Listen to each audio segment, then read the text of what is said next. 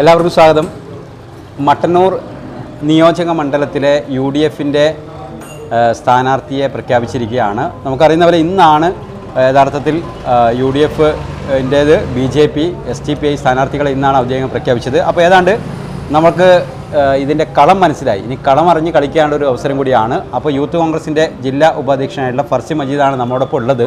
ഇതിൻ്റെ അവസാന ലാപ്പ് വരെ ഫർസിയും ചന്ദ്രനിലങ്കരിയാണ് ഇതിൻ്റെ സ്ഥാനാർത്ഥി നിർണയ ചർച്ചയിൽ ഉണ്ടായിരുന്ന ആൾ അതാണ് പ്രധാനപ്പെട്ട കാര്യം.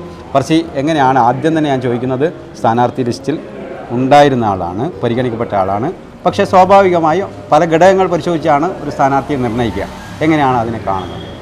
എന്നെ സംബന്ധിച്ചിടത്തോളം ഇന്ത്യൻ നാഷണൽ കോൺഗ്രസും അഖിലേന്ത്യാ കോൺഗ്രസ് കമ്മിറ്റിയും കേരളത്തിനകത്തെ കോൺഗ്രസ് നേതാക്കന്മാരുൾപ്പെടെയുള്ള ലക്ഷോപലക്ഷം കോൺഗ്രസിൻ്റെ പ്രവർത്തകന്മാർ കേരളത്തിനകത്തുണ്ട്. അതിനകത്ത് കോൺഗ്രസ് മത്സരിക്കുന്നത് 95ഓളം സീറ്റുകളിലാണ്. അതിനകത്ത് ഒരു സീറ്റാണ് മട്ടന്നൂർ സീറ്റ് എന്ന് പറയുന്നത്. ആ സീറ്റിനകത്ത് ഇന്നലത്തെ കേന്ദ്ര ഇലക്ഷൻ കമ്മിറ്റി യോഗത്തിൽ, AICCയുടെ യോഗത്തിൽ വരെ എന്നെ പരിഗണിച്ചു എന്ന് പറയുന്നത് തന്നെയാണ് എന്നെ സംബന്ധിച്ചിടത്തോളം ഏറ്റവും വലിയ അഭിമാനകരമായ നേട്ടമെന്ന് പറയുന്നത്. കാരണം ഞാൻ കേവലം KSU രാഷ്ട്രീയ പ്രവർത്തനം ആരംഭിച്ച് യൂത്ത് കോൺഗ്രസ്സിലെത്തുന്ന മട്ടന്നൂരിനകത്ത് ജനിച്ച് ജീവിച്ച് വളർന്നുകൊണ്ടിരിക്കുന്ന എന്നെ സംബന്ധിച്ചിടത്തോളം ഏറെ ഇത് തന്നെയാണ് ഈ ഇന്ത്യൻ നാഷണൽ കോൺഗ്രസ് തരുന്ന ഏറ്റവും വലിയ ഒരു അംഗീകാരം എന്ന് പറയുന്നത്.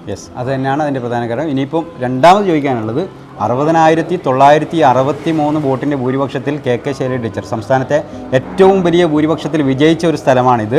രണ്ടാമത് ഇത്തവണ മത്സരിക്കുന്നത് DYFIയുടെ സംസ്ഥാന സെക്രട്ടറിയാണ്. അതായത് ഫർസിൻ മജീദിനെ പോലെ യൂത്തിൻ്റെ അവരുടെ ഒരു വലിയ പ്രാധാന്യം, അതുകൊണ്ട് തന്നെ അവർ ആഗ്രഹിക്കുന്നത് ഏറ്റവും വലിയ ഭൂരിപക്ഷമാണ്.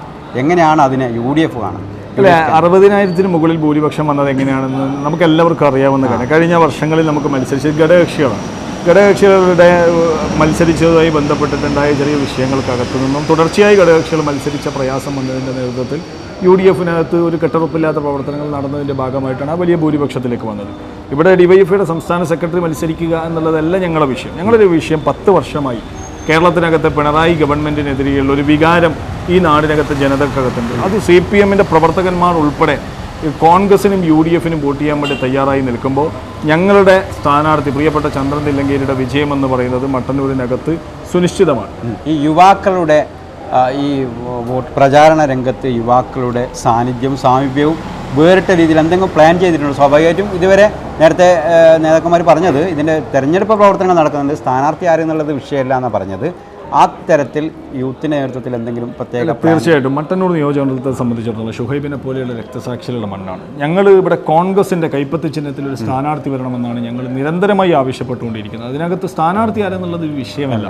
ഞങ്ങളതിൻ്റെ പ്രവർത്തനങ്ങൾ ബൂത്ത് തലം മുതൽ മണ്ഡലം നിയോജകമണ്ഡലം തലങ്ങളിൽ ഇതുവരെയുള്ള പ്രവർത്തനങ്ങൾ മുഴുവൻ പൂർത്തീകരിച്ചു കഴിഞ്ഞിട്ടുണ്ട് നിയോജകമണ്ഡല നേതാക്കന്മാർ.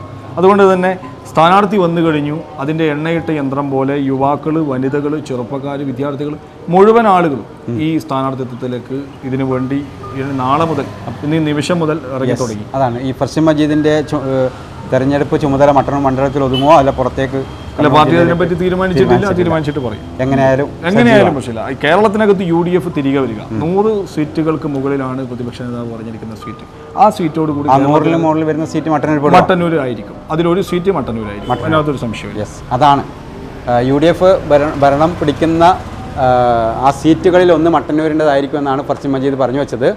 അപ്പോൾ ഇനി തെരഞ്ഞെടുപ്പിൻ്റെ കളിക്കളത്തിലേക്ക് നമ്മളെല്ലാവരും ഇറങ്ങുകയാണ്.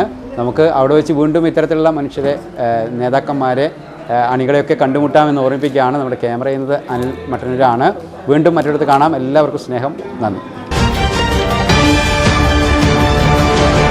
സത്യം പറഞ്ഞ ടോപ്പ് വെൽ എത്തിയപ്പോഴാണ് എനിക്കൊരു ആശ്വാസമായത്. എന്ത് രസമായിട്ടാ ഒക്കെ ഒരുക്കിയിരിക്കണേ. ഷോറൂം എന്നൊക്കെ പറഞ്ഞാൽ ഇങ്ങനെ ഇരിക്കണം, സിമ്പിൾ ആൻഡ് എലഗന്റ്. കറക്റ്റ്. അവിടുത്തെ ഓരോ ആഭരണങ്ങളും പോലെ എലഗന്റ് അല്ലേ അമ്മ?